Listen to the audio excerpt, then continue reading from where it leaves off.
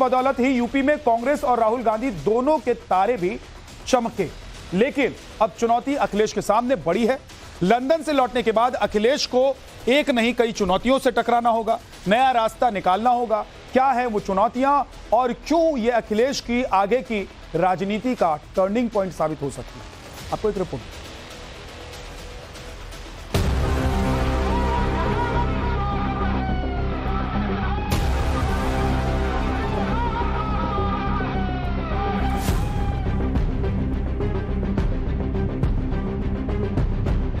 UP में धमाकेदार performance के बाद, बीजेपी को जोर का झटका देने के बाद और देश में विपक्ष के दूसरे सबसे बड़े दल का तमगा हासिल करने के बाद भैया अखिलेश यादव कहां हैं?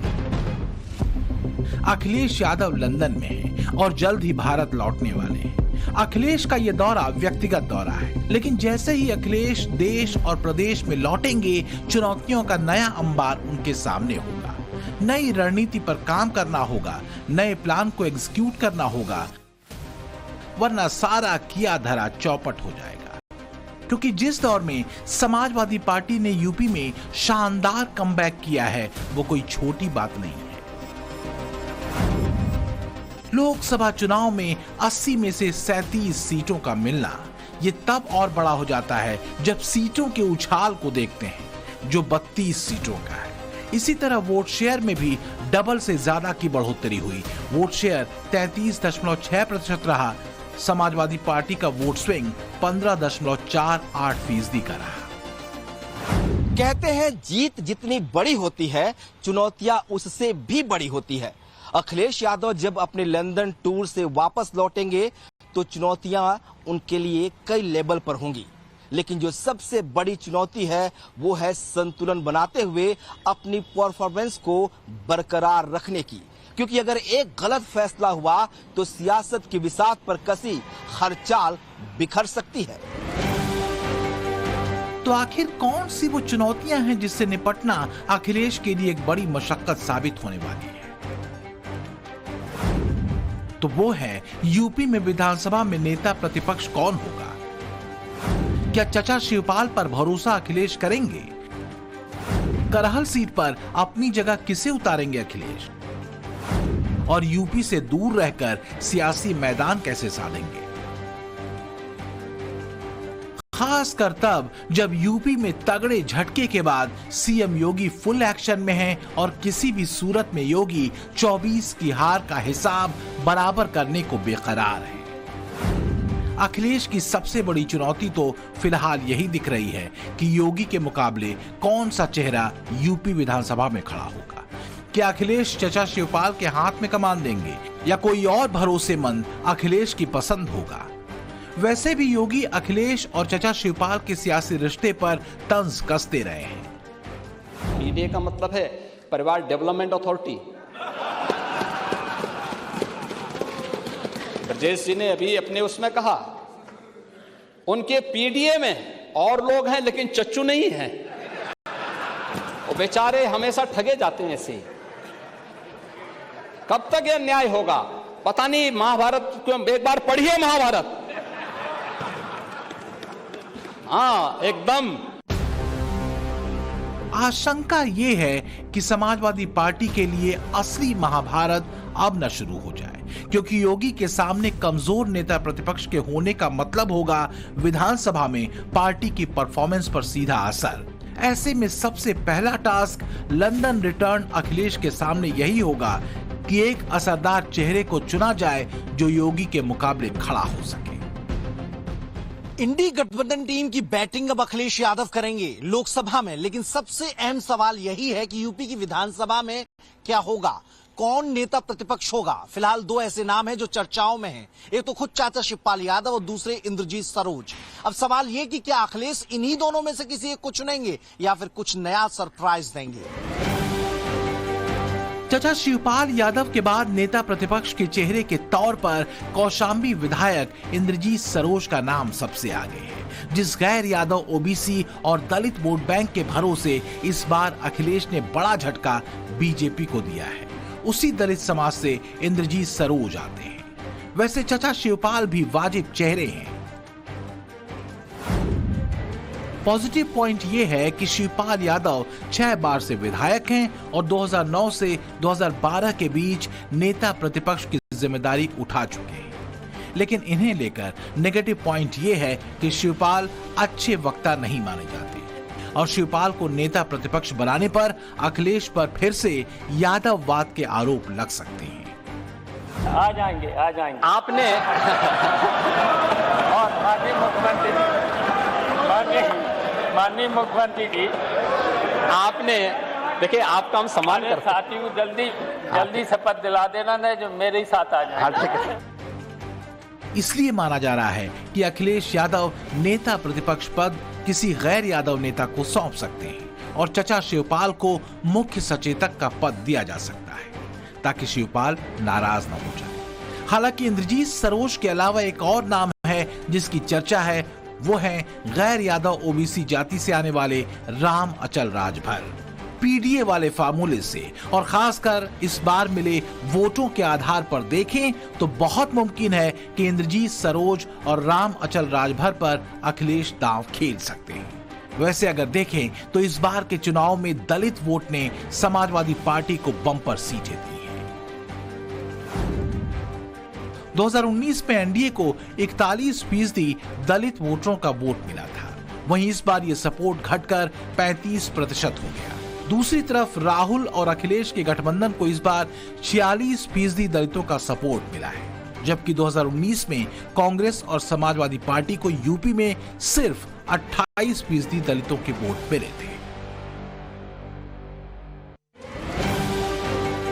हालांकि पीडीए यानी पिछड़ा दलित और अल्पसंख्यक वाले सोशल इंजीनियरिंग पर यूपी का मैदान मारने वाले अखिलेश बीजेपी पर जातिवादी होने का आरोप लगाते रहे हैं।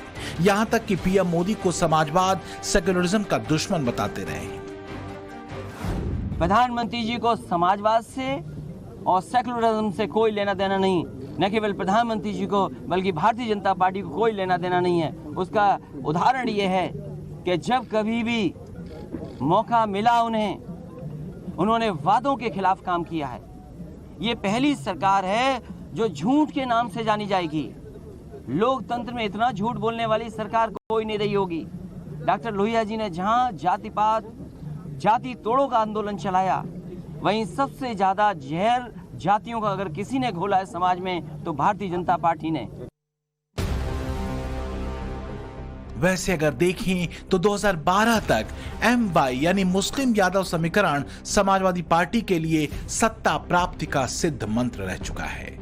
ये अलग बात है कि 2017 में बीजेपी और मोदी के हिंदुत्व और सांस्कृतिक राष्ट्रवाद के सूत्र ने समाजवादियों की जातीय घेरेबंदी को तोड़ दिया, जिसका असर 2022 में दिखा और अखिलेश दूसरी बार भी सत्ता से दूर ही रहे। लेकिन इस बार गणित बदला हुआ है और अखिलेश किसी भी सूरत में नए सिद्ध समीकरण को छोड़ने के मूड में नहीं। यही वजह है कि समाजवादियों की तरफ से अखिलेश के संसद जाने के बाद नेता प्रतिपक्ष के तौर पर इंद्रजीत सरोज का चेहरा ज्यादा असरदार दिख रहा है। इंद्रजीत सरोज दलित समुदाय के पासी जाति से आते हैं, दलित समाज के नेता हैं। इस बार 5 सांसद पासी समाज से चुने गए हैं। सरोज अभी सदन में उपनेता पद पर हैं और 24 के चुनाव में पासी समाज का बम्पर वोट समाजवादी पार्टी को मिला है। ऐसे में इंद्रजीत सरोज के नेता प्रतिपक्ष बनने के लिए चांस बहुत ज्यादा दिख रहे हैं और अखिलेश के पीडीए फॉर्मूले पर ये फिट बैठते हैं। अगर देखें तो यूपी में 2024 की लड़ाई अखिलेश बहुत टैक्टिकली हिंदुत्व बनाम जाति पर ले आने में कामयाब रहे हैं। लेकिन अब सवाल यह है कि अगर अखिलेश संसद में होंगे तो यूपी की जमीन पर सेट हुआ पीडीए सूत्र कमजोर तो नहीं पड़ जाएगा। पीडीए के सूत्र से विकास और हिंदुत्व की धार को अखिलेश कुंद करने में कामयाब होते दिखे तो, लेकिन ये कितना लंबा और सस्टेनेबल है, ये बड़ा सवाल है। क्योंकि न योगी चुप बैठने वाले हैं, न मोदी और न ही यूपी के परिणामों का विश्लेषण कर रहा संघ। अखिलेश का संसद में जाना एक तरह से योगी और बीजेपी के लिए एक अवसर के तौर पर देखा जा सकता है। खास तौर पर समाजवादी पार्टी की तरफ शिफ्ट हुए वोटर्स को अपने पाले में खींचने के अवसर को लेकर। एक और बड़ी चुनौती अखिलेश के लिए है और वो है करहल सीट। वहां से अखिलेश किसे उतारेंगे? अखिलेश के लिए एक चुनौती करहल विधानसभा सीट पर होने वाले उपचुनाव में नए और भरोसेमंद प्रत्याशी का नाम तय करना भी है। अखिलेश की ये सीट है और सूत्र ये बता रहे हैं कि इस सीट पर मुलायम परिवार के ही किसी चेहरे को मैदान में उतारा जा सकता है। तो क्या अखिलेश तेज प्रताप यादव को करहल सीट पर उतारेंगे? लोकसभा चुनाव में तेज प्रताप को कन्नौज से उम्मीदवार बनाया गया था। हालांकि बाद में अखिलेश को कन्नौज से मैदान में उतारा गया।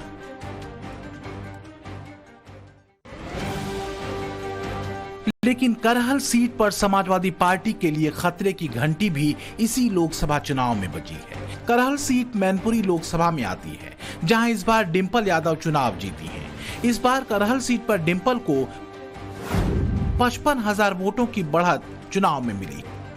जबकि अगर बीते विधानसभा चुनाव के नतीजों पर नजर डालें तो अखिलेश यादव ने करहल सीट पर करीब 67,000 वोटों के अंतर से जीत दर्ज की थी। फिलहाल लंदन से लौट रहे अखिलेश की पहली प्राथमिकता है बागियों से बदला, जिसका ऐलान अखिलेश यादव ने लोकसभा चुनावों में यूपी में मिली बम्पर जीत के बाद ही कर दिया था।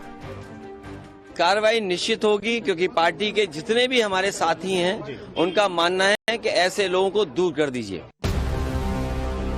तो क्या लंदन से लौटने के फौरन बाद अखिलेश अपने पहले मिशन पर लग जाएंगे? लंदन से लौटने के बाद अखिलेश यादव यूपी विधानसभा स्पीकर सतीश महाना से मिल सकते हैं, अपने बागी विधायकों के खिलाफ दल बदल कानून का सबूत दे सकते हैं और बागी विधायकों के खिलाफ याचिका दाखिल कर सकते हैं। साथ ही कार्रवाई के बाद 7 सीट पर उपचुनाव कराने की अपील भी कर सकते हैं। जो 7 विधायक अखिलेश के निशाने पर हैं, इनमें से एक हैं मनोज पांडे, जो एसपी के टिकट पर ऊंचाहार से जीते थे 2022 में और विधानसभा में समाजवादी पार्टी के मुख्य सचेतक हुआ करते थे। दूसरे हैं राकेश पांडे, जो जलालपुर से समाजवादी पार्टी के विधायक हैं। तीसरे हैं अभय सिंह, जो गोसाईगंज से साइकिल छाप पार्टी के विधायक हैं। चौथे हैं राकेश प्रताप सिंह, जो गौरीगंज से विधायक हैं। पांचवें हैं विनोद चतुर्वेदी, जो कालपी से समाजवादी विधायक हैं। छठी हैं पूजा पाल, जो 2022 में समाजवादी पार्टी के टिकट पर चाइल्ड से जीती थी। और सातवें हैं आशुतोष मौर्य, जिन्हें अखिलेश ने 2022 में बिसौली से चुनावी मैदान में उतारा था और जीते भी थे। लेकिन क्या अखिलेश के लिए चुनौतियों से पार पाना इतना आसान होगा? क्या बीते 10 वर्षों में मिली इतनी बड़ी हार के बाद बीजेपी चुप बैठेगी? और क्या 24 के संग्राम में मिले झटके के बाद योगी अखिलेश को और मजबूत होने का मौका देंगे? Bureau report, times now, Navbharat.